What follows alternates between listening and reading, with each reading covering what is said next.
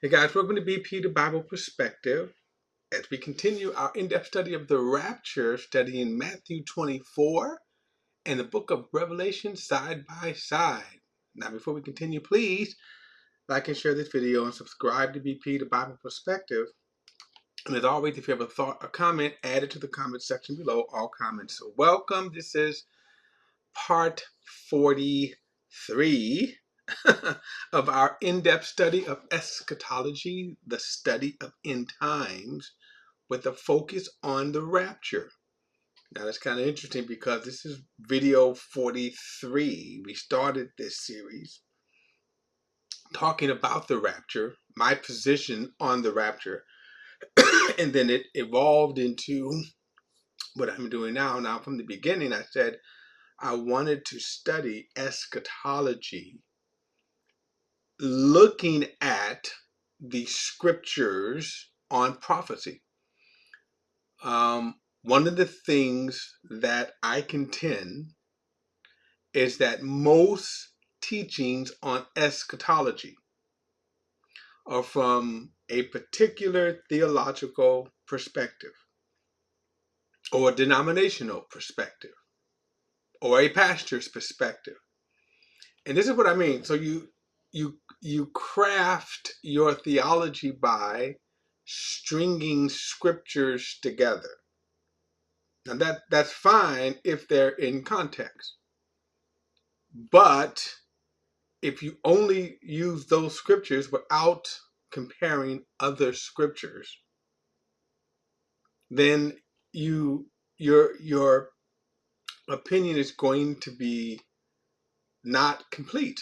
So this is why we have been doing this in-depth study. So we've studied, excuse me, a lot of scriptures. As I said, this is video number 43 that we're doing. So I say that because if you want even more comprehensive study, you got to date 43 of them. So then I wanted to study Matthew 24 and the book of Revelation side by side.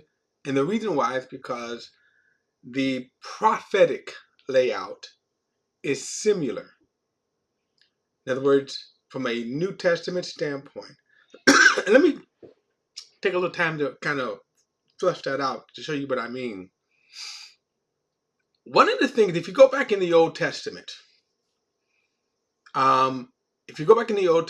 now I have several videos that I'm doing on this channel. That's why I call it BP, the Bible Perspective. This is a teaching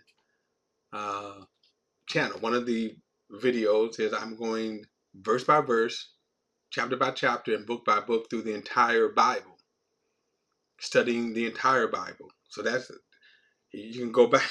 We're in the book of Daniel right now. It just so happens we're in the book of Daniel in that daily Bible study that we're doing. Then we have, of course, other scriptures with other subjects that we're tackling. So when we come to the subject, like now I just did one on post-millennialism, looking at it from that view. So, but one of the, I think, problem is, again, in constructing how God gave us the revelation, you have to go back to the writing of the prophets. And you start with how God's prophetic word he gave to his people. And of course, ultimately, the revelation of Scripture.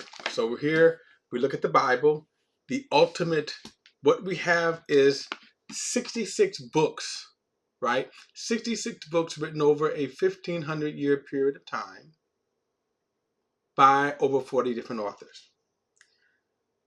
Now, I say that only because because of our modern day printing press and now our modern day social media, right? And this is great, by the way, but social media, the internet, and as you know, I getting ready to go to share my screen to go online. I can put the scriptures online, which I'm sure there's a better way, but I'm still trying to catch up to the modern internet capabilities. But anyway, so but we have different, not only different translations, but I think we lose the kind of cognitive um, understanding that this is, again, this revelation here that God has given us is over a 1,500-year period of time. If you go back to the first century and you go back to when Moses, right? So you start with Moses, and probably can go back even further with the book of Job. So maybe even to expand that to about a 2,000-year period of time, depending on how you want to date that. I'll let the scholars debate that, and then we benefit from their conclusions, right? But my point is that if you start with, for example, Moses in the first 5 books, and then you come to the an Old Testament is written in, you can break it up into 3 sections: the historic or narrative section, the books of literature, wisdom, that's another section. But then the last section is the writings of the prophets. And that's very important to us in this study, the writings of the prophets. Okay? So the writings of the prophets, let me do this. I'm going to go into, I want to show something here. Do I want to do it now? Yes, I'll do that. The writings of the prophets. And so, as you can see here, let's go to the table of context. All right, so this is, of course, the table of context of the Bible on this online here. But if you open up your Bible, you'll see this same arrangement here. So you got Genesis, right? Now, these first 5 books were written by Moses. So that's where you kind of get your 1,500-year mark. Actually, Job, we don't know who wrote Joshua or Judges or Ruth. We don't know the authors of these books, but this is all a part of what we can say the narrative, the kind of historical account of the descendants of Abraham, actually Genesis.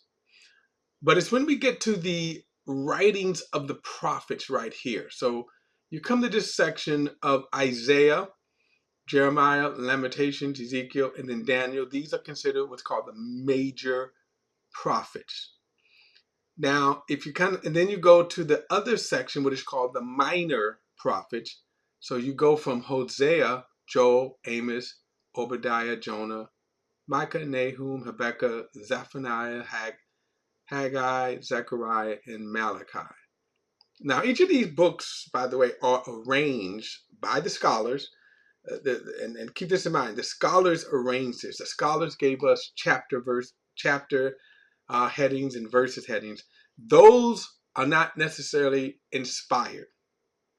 Okay, so our arrangement of the books, as best you can say, as best we can tell, they are arranged by the dating per section. So let's kind of go back for a moment. I know I'm kind of doing a little Bible study, but I want you to understand something where I'm going with this in a moment. So like if you start with Genesis in this section, from Genesis all the way to Esther, is pretty much kind of the books are arranged according to the dating of the writing and times. So then the next section, which would be Job to the Songs of Solomon. Again, they are arranged according to the dating, right? And times of the writings, okay? Job being the oldest book, and that's why I said Job probably precedes Moses' writings for about somewhere around the neighborhood of 500 years. And especially from the time, because Job is probably around the time of Abraham. So now when we come to the writings of the prophets, the writings of the prophets, so the major Isaiah writing is the earliest of the major prophets. And the reason why we date it this way is a countdown to the Babylonian exile. However, if you go to the minor prophets from Hosea all the way to Zephaniah, okay, these prophets should be dated or arranged. If you want to do a more accurate chronological order, you would put them around the book of the book of Isaiah. So with the exception of like Habakkuk and then Nahum, they're going to be squeezed somewhere around Jeremiah. Now, why am I going through all this? Okay, the writings of the prophets are important because when we start as far as a time date, you start around Hosea. Then you have and then these prophecies had a twofold purpose, and in some cases three. So the first is that here in this date around, and don't hold me to the exact dating here, but somewhere between 200 and 250 years before the Babylonian exile. And the Babylonian exile is a major turning point in the events of human affairs. Things change from that point. So about 250 years before the Babylonian exile, God begins to give his prophetic word to the nation of Israel to repent, to change their ways, turn from their sins. So then we come to the book of Joel, the prophecy of Joel. Now, another thing you have is, so God begins to warn Israel, but then God also tells them of the consequences of not turning, which they don't. The consequences of not repenting is that they're going to enter judgment. That's going to be very important. They're going to enter judgment. But then you have God's prophecy on the restoration of Israel. The restoration that God's promise, his decree. He is going to drive Israel out of the land because of their sins, but he's going to, in a certain period of time, gather them back, establish them, reestablish them, prosper them, bless them. And then you also have the prophecies that are sprinkled into the writings of the prophets of the coming Messiah, the kingdom of Jesus that he will establish in the earth. Okay? So when we read eschatology, we need to have those thoughts. That's what, all of the prophecies that's being prophesied, what is being spoken, and then the time frame. So all of these prophecies here have those elements in it. And then when we come to like Isaiah, again, Isaiah is about 80 years before the Babylonian exile. And then when we come to Jeremiah, he prophesies, his prophecy takes place during the judgment. It's horrible, cruel. The judgment that Nebuchadnezzar would come and destroy Jerusalem, God would completely destroy the nation, completely destroy the temple. The people would be driven out and then scattered in the world, scattered throughout the Babylonian Empire. And from that moment of time, Israel has been scattered. Even during the time of Jesus, well, let me go back, okay? So you have this period of time in Isaiah, okay? He's prophesying, this is coming. Same thing, though. You got the same kind of pattern of prophecy. Warning against Israel, warning of the coming judgment and destruction, prophecies of God restoring Israel, prophecies of the coming Messiah, in this case, his first and second coming, okay, Jesus' first and second coming, and then of the future kingdoms or the future eternal age in which God will rule. Same thing with Jeremiah, same thing with Ezekiel, and the same thing with Daniel.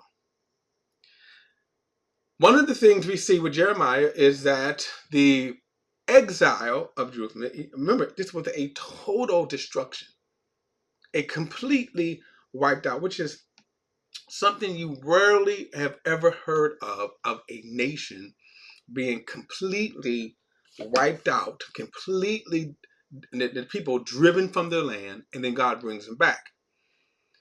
Well, God said that this destruction under Nebuchadnezzar, the Babylonian Empire, would last for 70 years, and then after 70 years, the people would go back, but only a remnant, a few.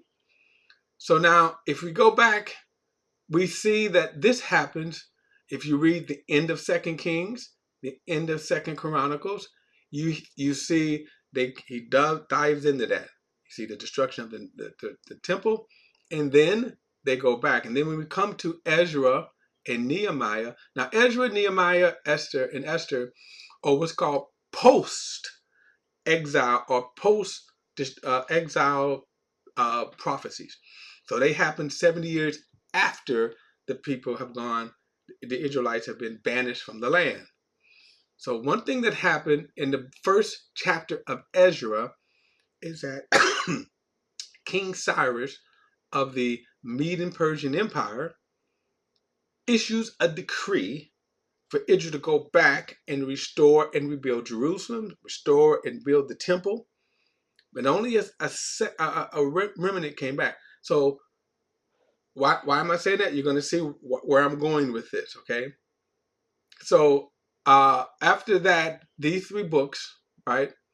And then when we come, of course, to Malachi, we go through what is called the intertestament period, where Malachi is the last prophetic word that we hear until we get to the New Testament, Matthew, Mark, and Luke, and John. Now, what's important to understand about this, of course, these prophecies that deal with the nation of Israel. So God has prophetic prophecies that are yet to be fulfilled. In each of the prophecies, you can locate where we are prophetically. So let me come out of this for a moment, and then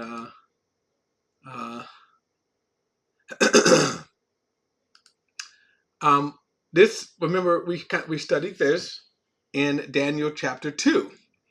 And in Daniel chapter 2, we see the head of gold. Well, let's back up for a moment. This image that you see here was a dream.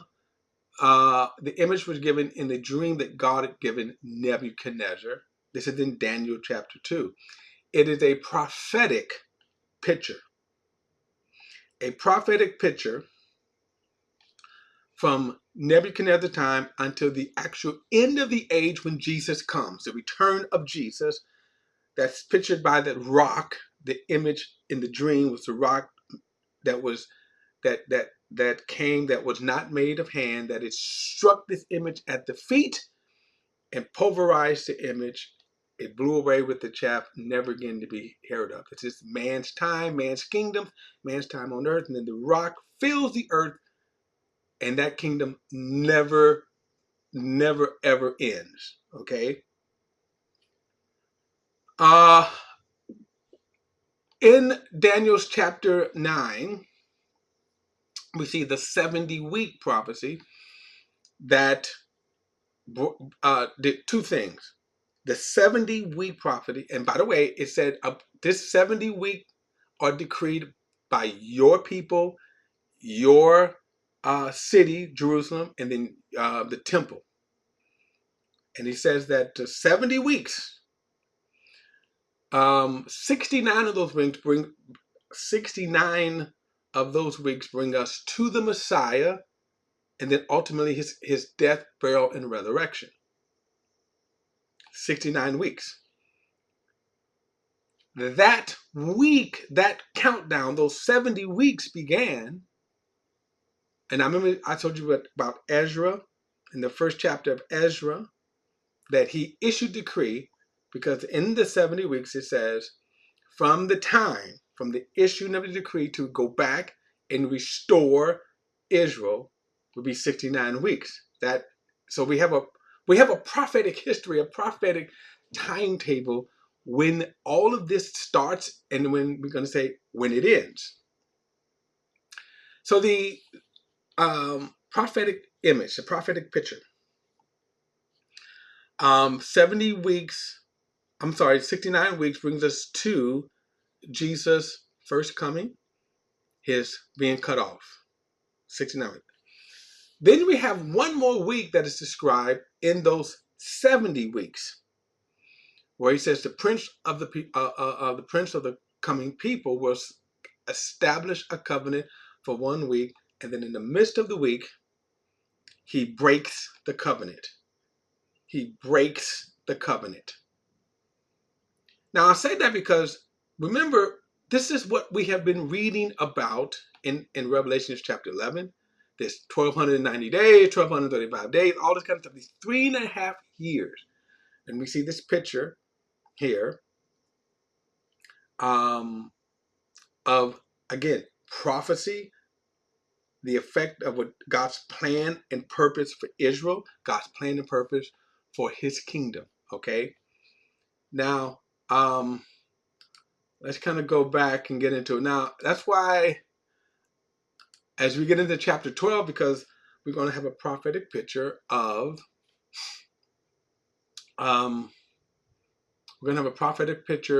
again of Israel. In order to understand prophecy, we must understand God's plan and purpose for Israel.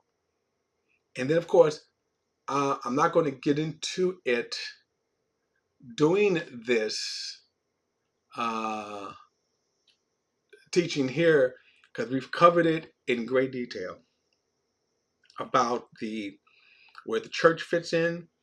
In fact, but let me kind of go back to Matthew 24. As I said, Matthew 24 and the book of Revelations has a similar layout. Okay, as Jesus now, where he's at prophetically. Okay, so where Jesus is at prophetically. Let me go out because I kind of missed something, the thought right here.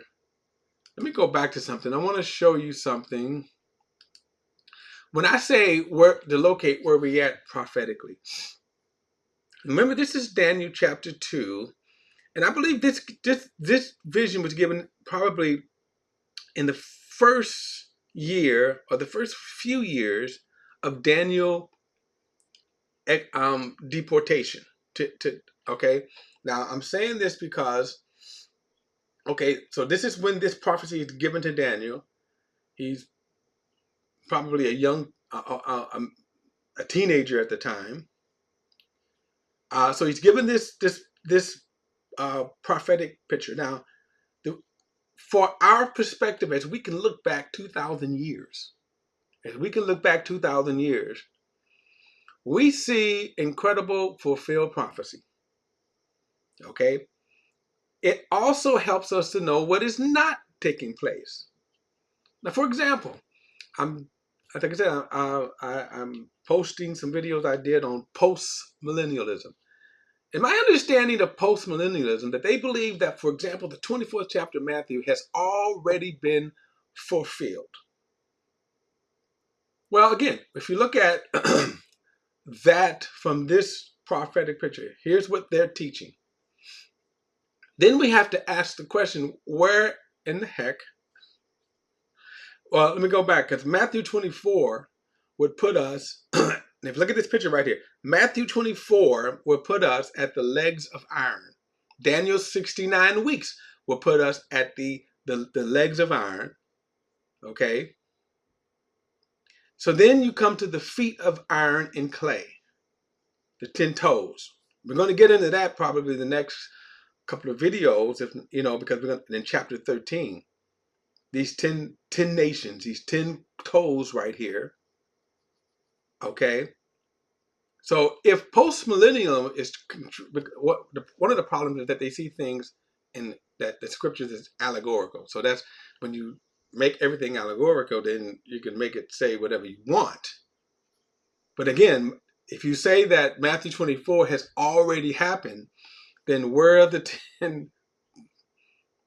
10 toes? Because in the dream, remember in Daniel chapter 2, he goes back and he says the feet of iron and clay, which means these 10 toes, these 10 nations. By the way, the beast is in these 10 nations. And then it says in Daniel chapter 2, in the days of these kings.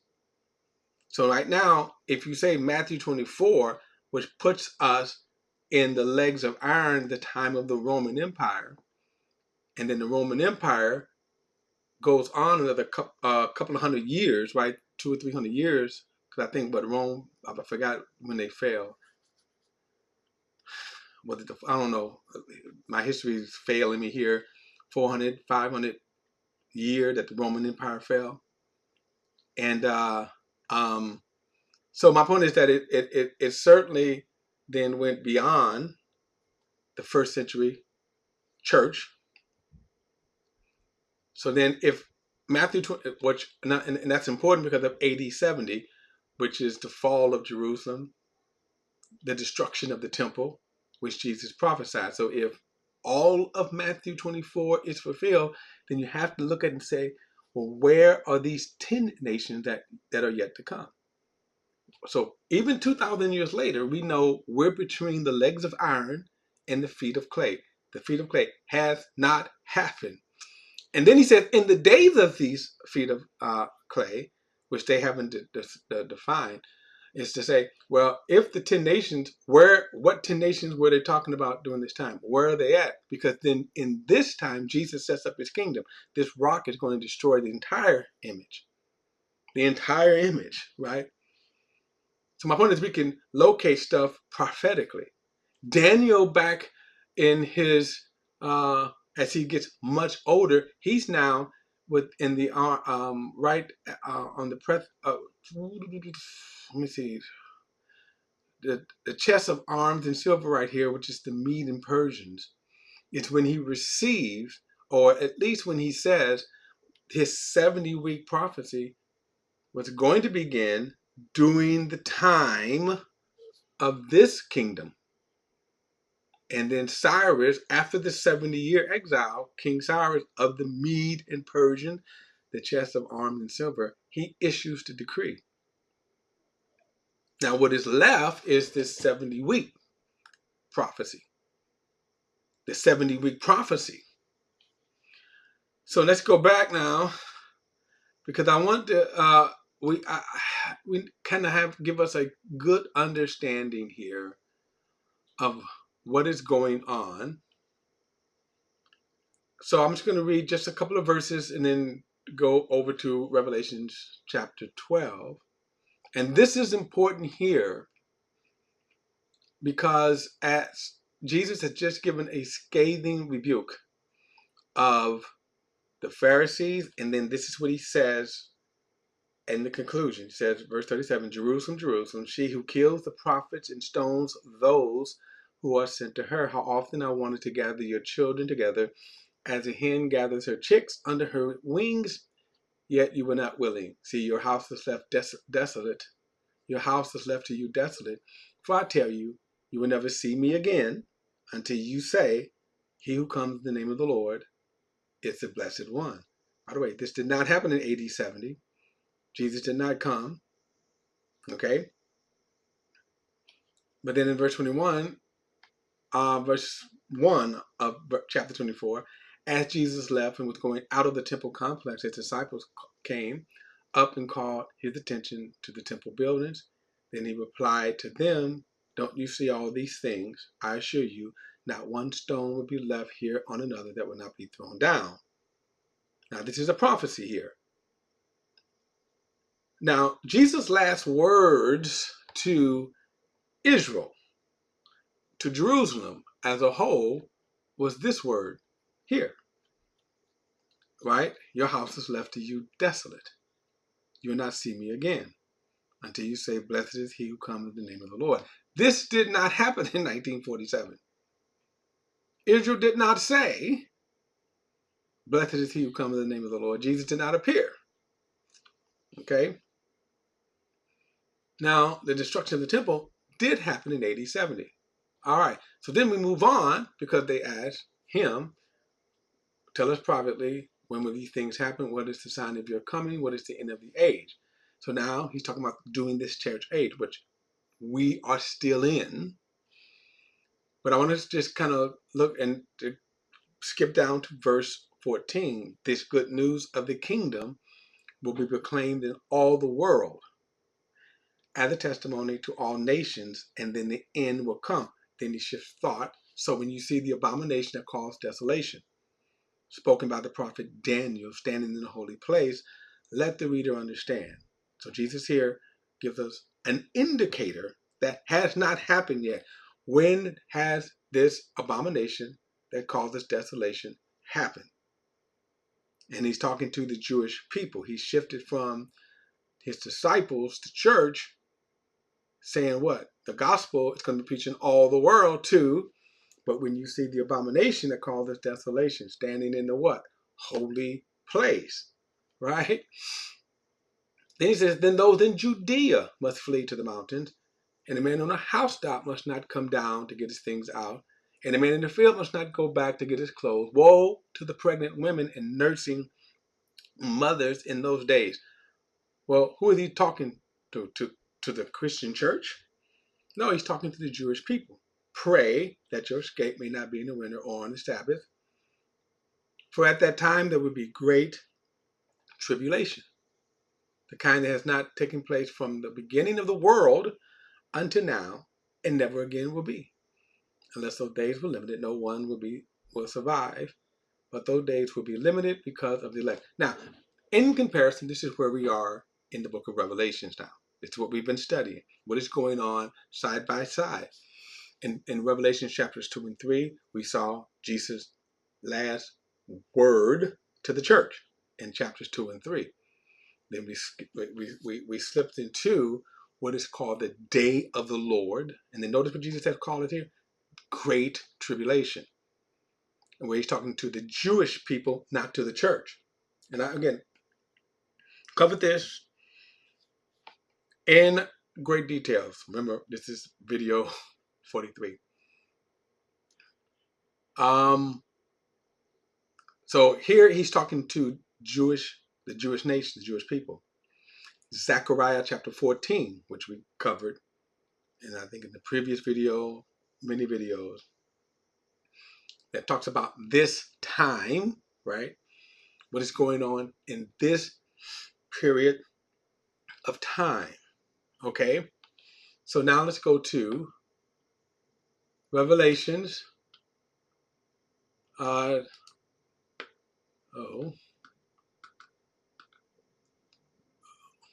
that's not what I wanted here.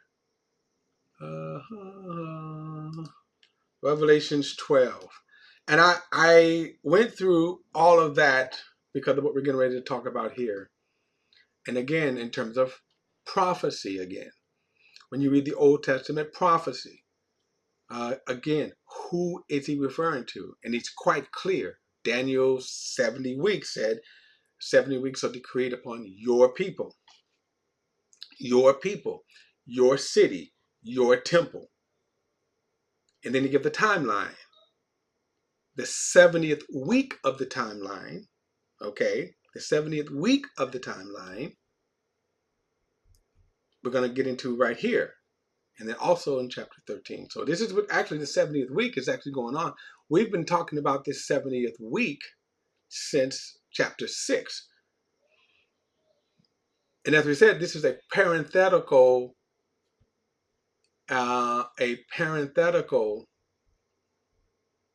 kind of pause here as he talks in chapter 6, the unveiling of what? Remember the judgments of the seals, then trumpet, and then we're going to break, kind of a parenthetical break. We're going to get to the bowl judgment. Each set of judgments are more severe.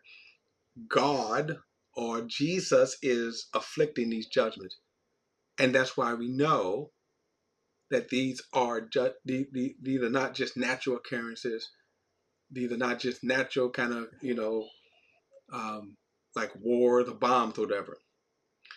So in chapter 11, remember we said that he talked about two witnesses that will be prophesying. And again, this tells us this is not the church. And one of the things that I have been talking about, remember, all of this too is me making my case why I believe in what is referred to as the pre-tribulation rapture. I believe the church is going to be removed from the earth before these events happen. Okay? And by the way, we have not seen the church in any of this.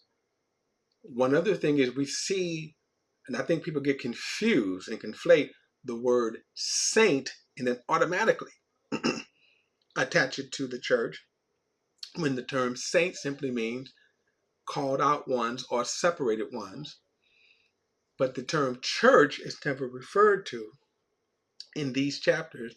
However, they are referred to in chapters 2 and 3. He's writing to the church of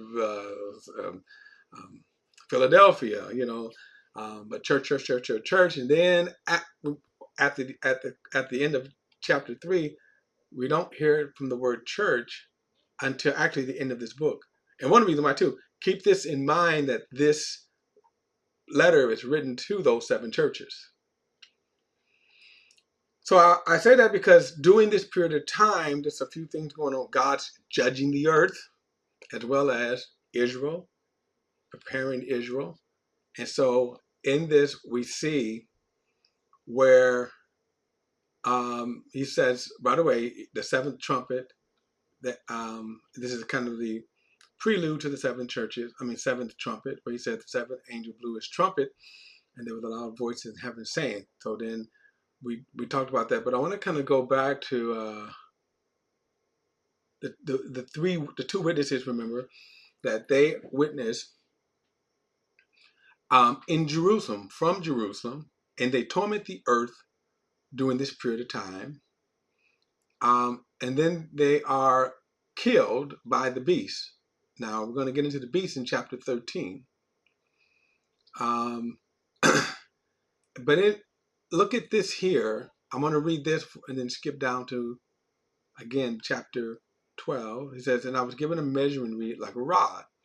With these words, he says, go measure God's sanctuary in the altar and count those who worship there, but exclude the courtyard outside the sanctuary.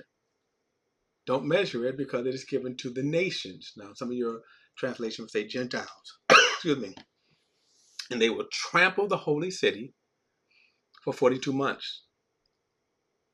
And then I will empower my 2 witnesses, and they will prophesy for 1,260 days dressed in sackcloth. Now, I'm showing you this picture here because what's going on here? This is talking about Israel, not the church. The church is nowhere here in sight. Because remember in Matthew 24, where he says, pray that your flight, when he talks about the great tribulation, pray that your flight don't be on the Sabbath day. How does the church fit in that? Because again, I believe the church is gone during this period of time. If you can show me where the church is at in this period of time. And notice here, you talk the 42 months and 1,260 days. I think it's six in one hand, half a dozen in the other. 3.5 year period of time. Remember back in Daniel, where he says, hold on, let's go back. Oh, I didn't mean to do that. But let me quickly go back and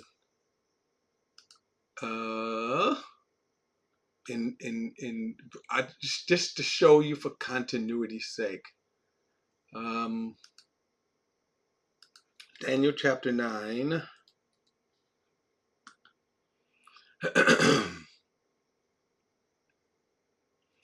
Let's get down to these are the 70 weeks prophecy. Now look what happens here. It says 70 weeks are decreed about your people in your holy city to bring rebellion to an end, to put a stop to sin, to wipe away iniquity, to bring in everlasting righteousness, to seal up the vision, and to anoint the most holy place.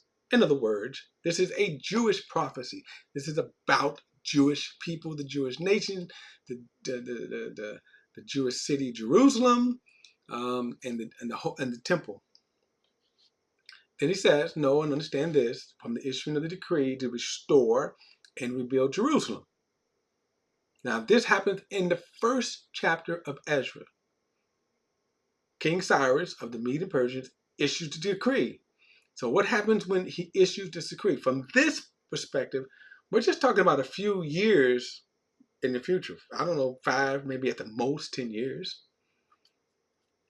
So then he says, know and understand this, from the issuing of the decree to restore and rebuild Jerusalem, until Messiah the Prince will be 7 weeks and 62 weeks.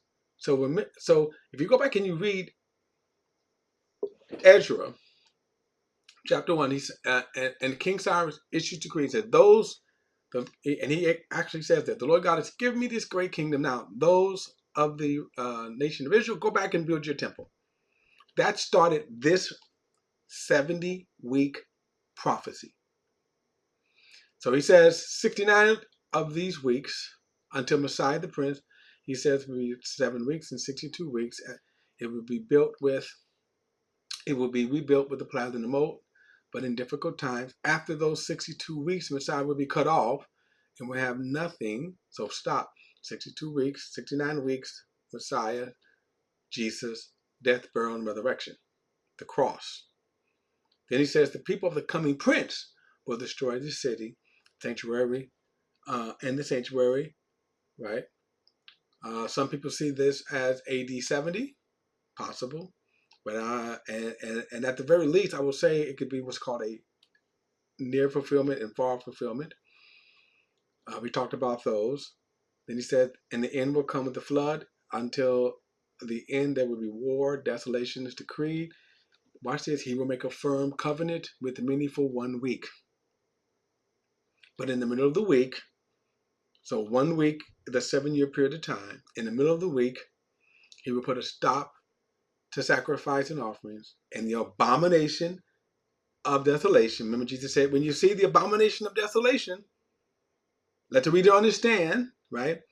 When you see the abomination of desolation, then he says he will put a stop to sacrifice and offering, and the abomination of desolation will be on the wing of the temple until the decree destruction and poured out desolator. Now let me skip down to chapter 12.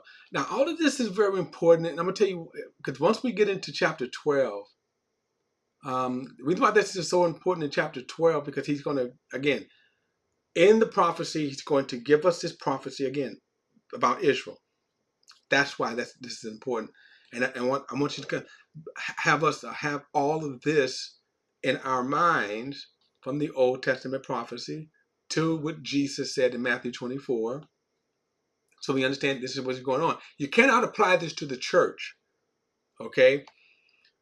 So then look at verse 11. He says, from the time the daily sacrifice is abolished and the abomination of desolation is set up, there will be 1,290 days. The one who waits and reaches 1335 days is blessed. Now, so again, we see this again in the middle of this 3.5 week period. And then so back to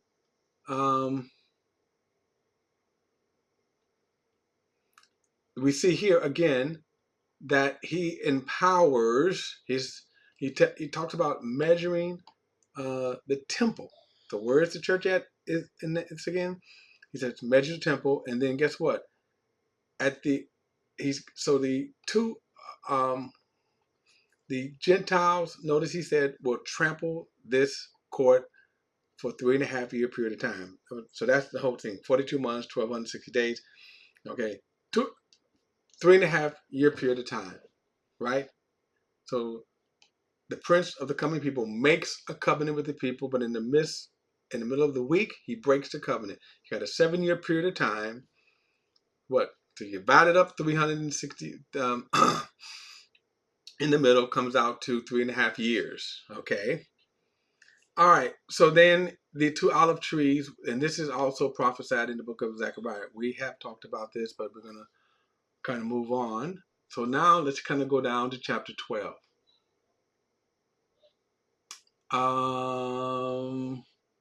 Here we go. So then he says, and I wanted to say all that because now let's keep it in context here. So verse 12 says, a great sign appeared in heaven. Now this is after the 12 witnesses, the two witnesses are killed. And remember, it was a very spectacular thing that happened. They torment for 3.5 years. They torment the beast, his kingdom, and the world with plagues as often as they will. And then at the end of their testimony, you can say God allowed, but the beast kills them. Their bodies lay in the street for 3.5 years, for 3.5 days. And then at the end of 3.5 days, the world is watching this. We understand this now with the advent of social media, right? It's going to be just like you see when, like all of the news, cable news station, right? If something happens, you see a camera, right? You see a camera, and you can put that camera 24 hours. You can literally watch this, and they can literally watch them. Their bodies lie in the street. Their bodies are going to lie in the street of Jerusalem for 3.5 years. And then at the end of 3.5 years, they stand up. The world is watching this. They stand up. This voice says, "Come up hither." They ascend up. So then he says, a great sign appeared in heaven, and he says, a woman clothed with the sun, with the moon under her feet, and a crown of 12 stars on her head. Now I'm going to say that we see this image here of Israel. Okay? The image of Israel. He says she was pregnant and cried out in labor and agony as she was about to give birth. Then another sign appeared in heaven. There was a great fiery red dragon having 7 heads and 10 horns. We will come to these 7 heads and 10 horns in the next chapter, chapter 13. These 10 horns, if we go back to the image I showed you, the picture, the 10 feet, the 10 toes, okay? So we'll dive into that even more later. It says, and on the heads were 7 diadems. His tail swept away a third of the stars in heaven and hurled them to the earth. Now let's stop for a moment and go back to this tail, this dragon. You see a tail, and then notice that he had a third of the stars. Okay. Now, in the book of Revelation, sometimes the term star is referred to as angels. Okay. And so when we look at the rebellion of Lucifer, one of the passages we get right here is in terms of what happened. That when he rebelled, he also took a third of the angels with him. They rebelled against God, a third of the angels. And notice he says right here. So now, also, let me just also say this. We should keep this in mind that the image is of this time too. That we're getting a kind of a general image, but it's what is going to be going on during this particular period of time, and we'll see this bear out in just a moment. So his tail swept away a third of the stars of heaven, and then hurled them to the earth. Okay, so if you want to get into the fallen angels and all that kind of stuff, there's a whole lot to get into, which we won't get into now. The difference between demons and angels and all that kind of stuff. But as Ephesians chapter 6 tells us, I'll go there. Let me just go there. I mean, not just, it's kind of worth at this point taking a look at this. Ephesians chapter 6.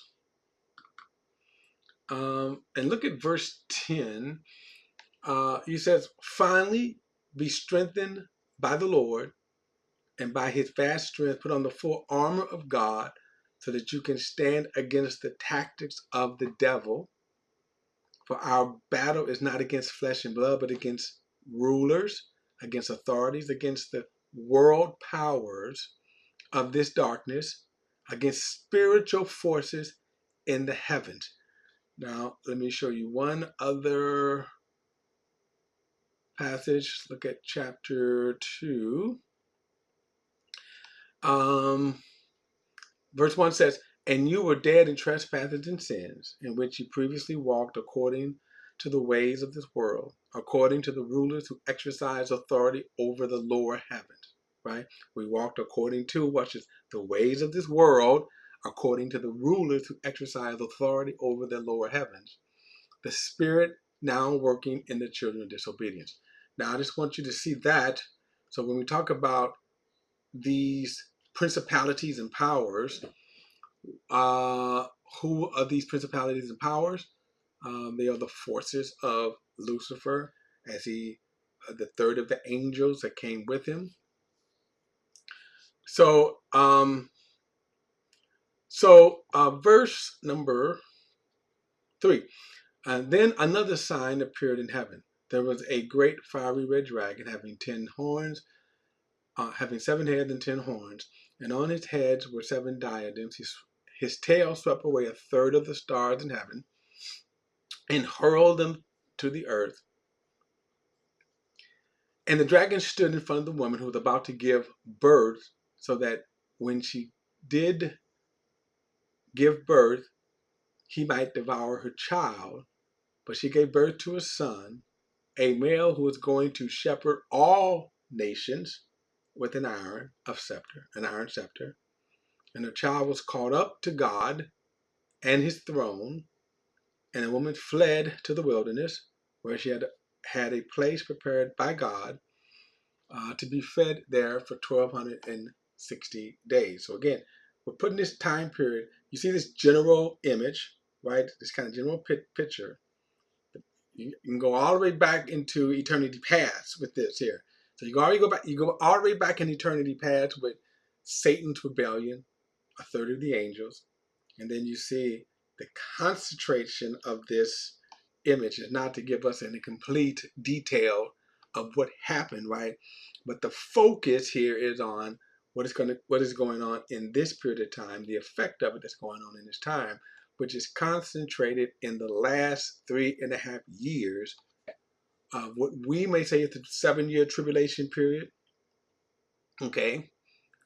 So then we see, and of course, no doubt he is talking about Jesus coming into the earth, the birth here being of Israel, giving birth to the Messiah.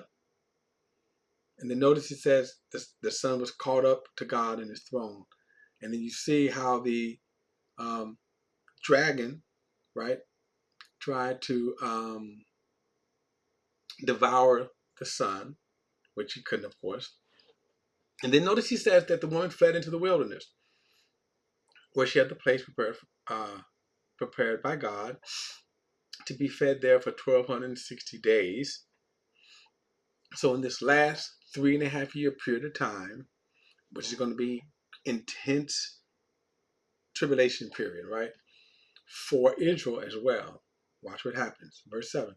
Then war broke out in heaven.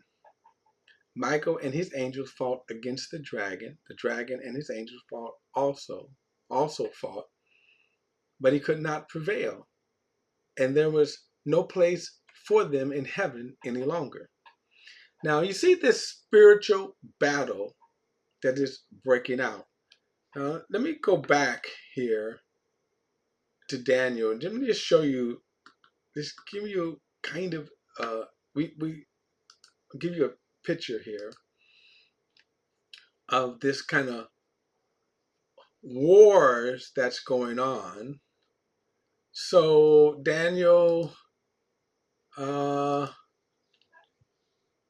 chapter 9. So Daniel chapter 9.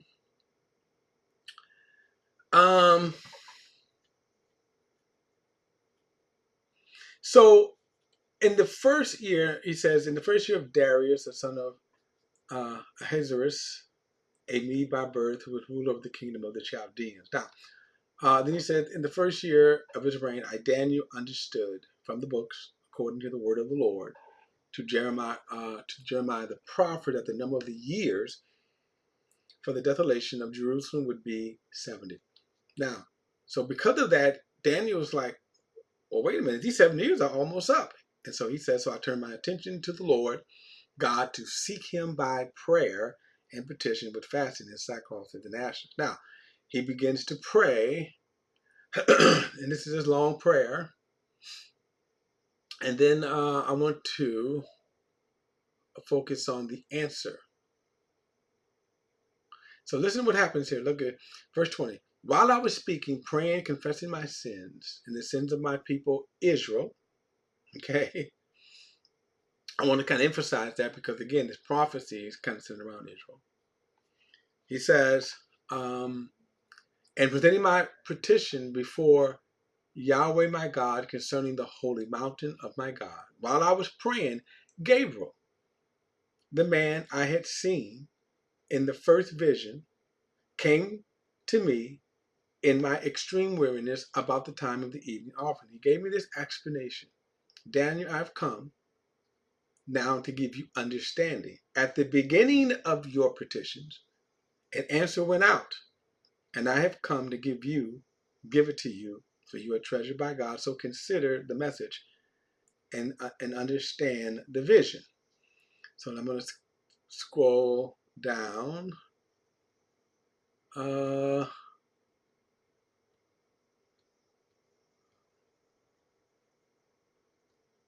Look at all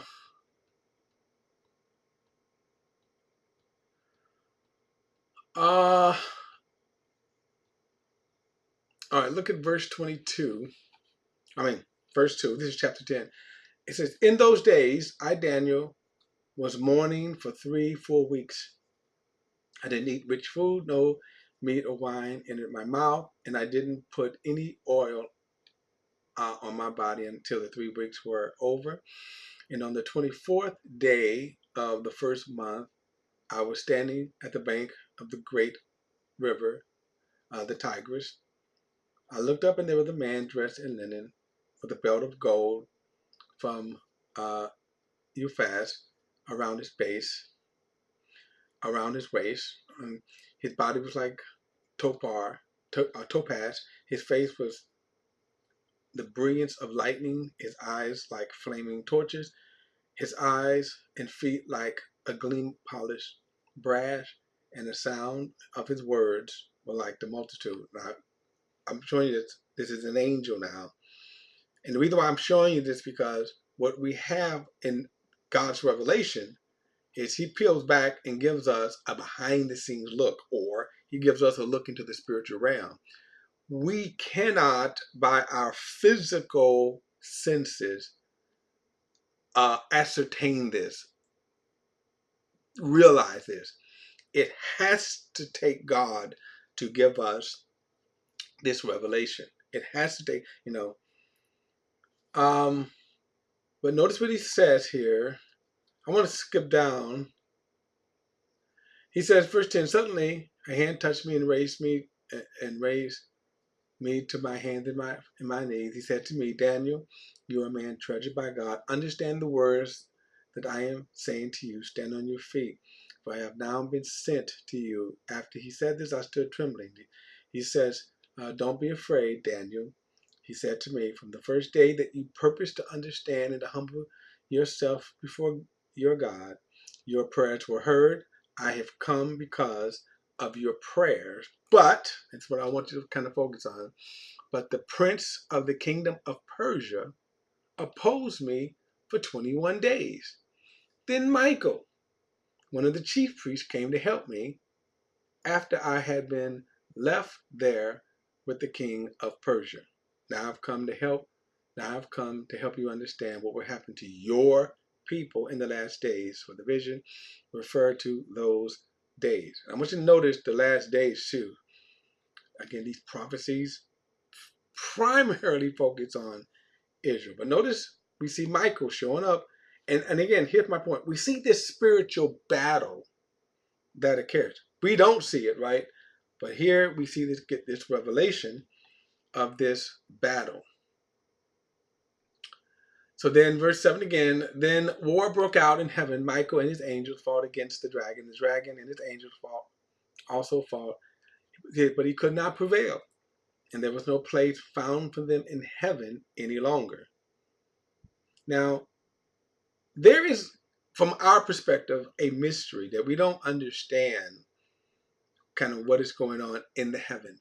Like, for example, the Satan rules from the you can say the second heaven, which is called referred to as the second heaven.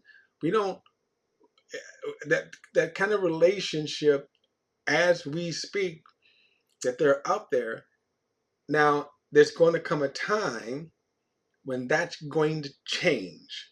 They got kind of free reign around the atmosphere. They're ruling the earth. They're corralling humanity into sin, but they do it from the atmosphere, right? The heavens that we can't see. That dimension, that spiritual dimension that we can't see. All right? So then verse 9 says, so the great dragon was thrown out. And then it says, the ancient serpent, who is called the devil and Satan, the one who deceives the whole world, right? He was thrown out and his angels with him. So now there is this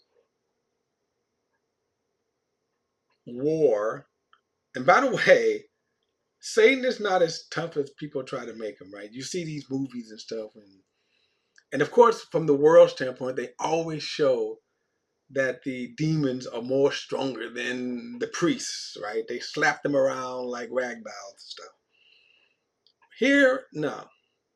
They fought, boom, they get kicked out. God says, go handle this, right? And by the way, let me just say this. There is no epic battle between good and evil. That's a lie.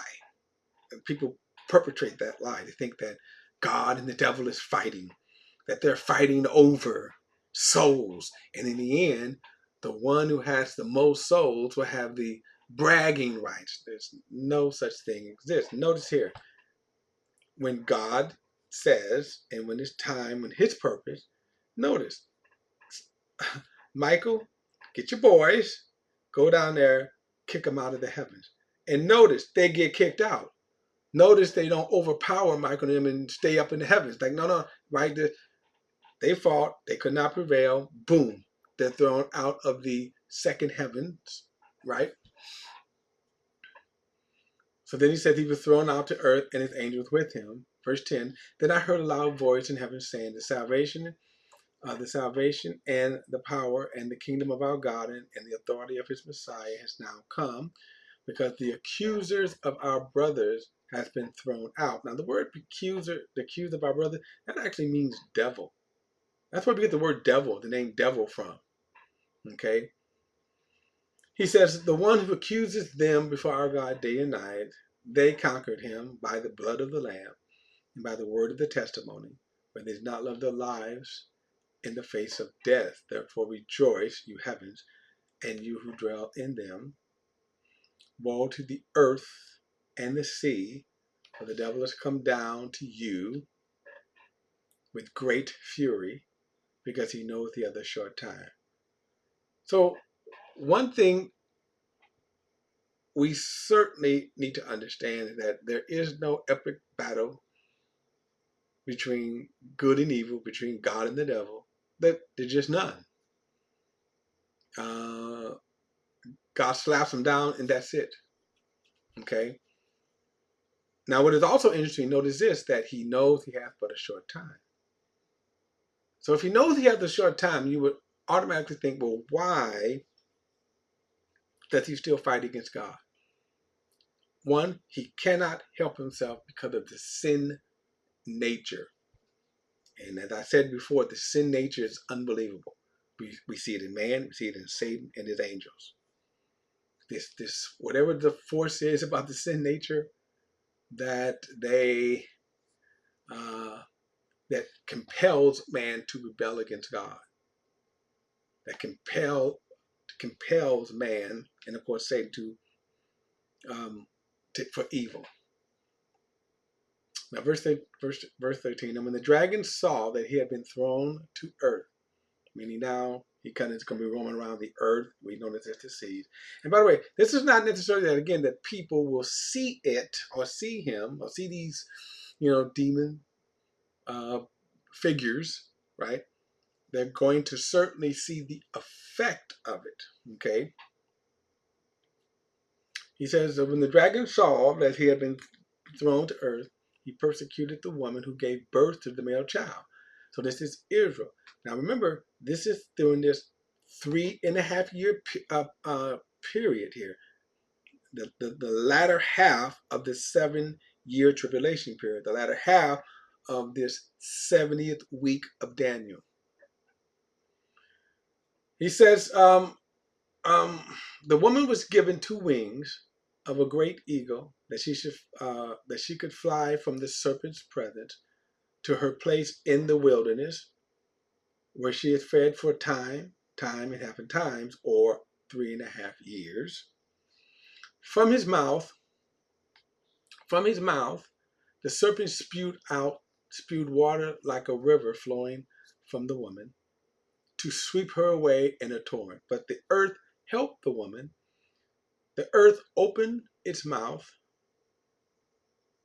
And swallowed up the river that the dragon had spewed from his mouth. So the dragon was furious with the woman and left to wage war against the rest of her offsprings. These are those who keep God's commandments and have the testimony about Jesus. And then he said, and he stood on the sand of the sea. We'll come back to that, because truthfully, I think this should have been a part of chapter 13. Remember I said that chapter headings and verse headings are not inspired. This is a good example. But notice here that so during this 3.5 year period of time, those Jews that keep God's commands and have the testimony about Jesus. So what about the rest of the Jews then? Now, if you kind of think about people who reject the gospel, this is where the wrath of God comes in at. Those who reject the gospel. Those who reject the gospel. Okay, but those now, and you can see that the purpose of Jesus coming to the earth, as John the Baptist said, behold the Lamb of God who takes away the sin of the world. That never changed. That way of salvation never changes. So now here in this period of time, we look at the 144,000. When we look at the innumerable people, these are people who follow Jesus. They follow the Lamb. We're going to see that again coming up. So again, my point is that there's not going to be kind of 2 covenants in this respect. In other words, it's not going to have a Jewish kind of nation and people and all that, and then something separate for everybody else. Notice he said they keep the commandments of God. However, there is great tribulation against them. Notice he said the dragon was furious with the woman and then went to wage war against the rest of her offspring. And let me do this.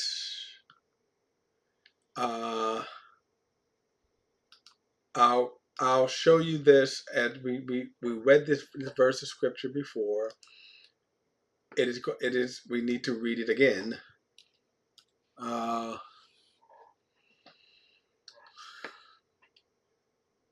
let me do this. while I'm here, let me read this side by side. Let me go back to Matthew 24. So Matthew 24.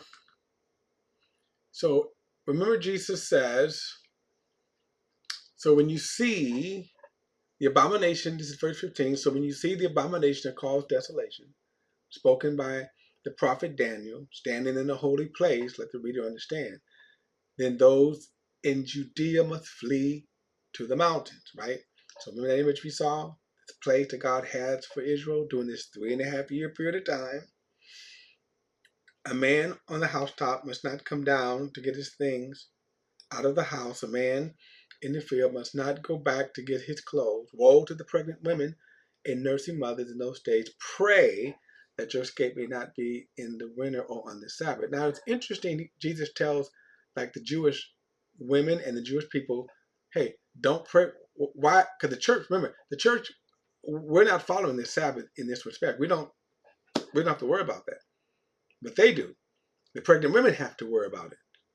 Why? Because there's, notice what he says, for at this time, verse 21, there will be great tribulation, the kind that hasn't taken place from the beginning of the world until now and never will again. Now, let's go to where am I? Oh, Zechariah, let's do this. 14. Zechariah 14. We have been here many times, but again, so now we can see this in context here to the revelation that is given in Revelation 12. Notice he says right here, a day is coming. Verse 1 says, a day of the Lord is coming. Now, this term, phrase, day of the Lord, always refers to this period of time when God is judging Israel, where wrath is being poured out, this time of, again, great tribulation. A day of the Lord is coming when your plunder will be divided in your presence. I will gather all nations against Jerusalem for battle. The city will be captured, the houses looted, and the women raped. Half of the city will go into exile, but the rest of the people will not be removed from the city. The Lord will go out and to fight against those nations as he fought in the day of battle. We're going to come to that later, actually Revelation chapter 19. On that day his feet will stand on the Mount of Olives, which faces Jerusalem. On the east, the Mount of Olives will split in half from the east to the west, forming a huge valley, so that half of the mountain will be moved to the north and half to the south. You will flee by the mountain valley. For my valley, for the valley of the mountains will extend to Israel. You will flee as you fled from the earthquake in the days of Uzziah, the king of Jerusalem. Now remember, we saw, he says, the earth opened up its mouth, right? The earth, the flood that Lucifer or Satan spews out, which could be a vast army or something, not quite clear what it is, but some kind of either army or something like that. But notice he said the earth opens up, and then he says you will flee. And then it talks about when the Lord comes back. We will get into that more. But again, I just want you to see that from the Old Testament to the New Testament, how we can kind of get understanding what's going to happen. Now, I'll close out with this to say, I don't see the church present on earth during this period of time, okay? During this period of time. And I believe the church will be raptured before this period of time, okay, uh, uh, begins, okay? Now, some people think it's a 3.5-year period that the church will be happening, but again, I disagree. All right, but we will get more into it. We continue more into it in our next study, part 44. So don't forget to like and share this video and subscribe to BP, the Bible Perspective. And as always, if you have a thought or comment, add it to the comments section below. All comments are welcome. I do welcome all comments. And so I'll see you in part 44.